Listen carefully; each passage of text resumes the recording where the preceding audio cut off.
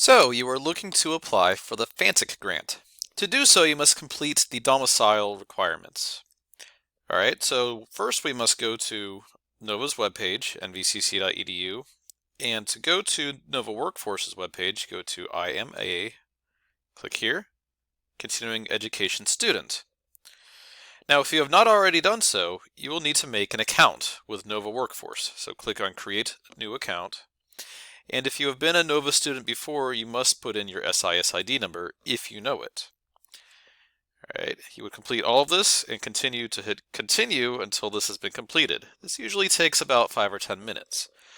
Once you have an account, you can go into our webpage here and sign in.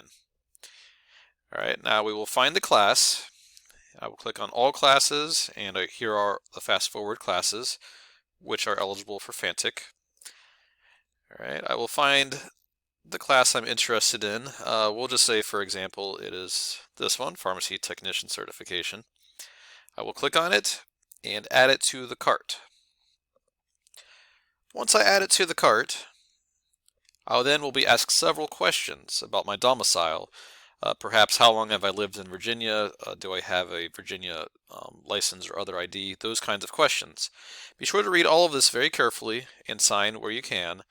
And it will ask those questions. Once it asks them, just complete it and submit it at the end.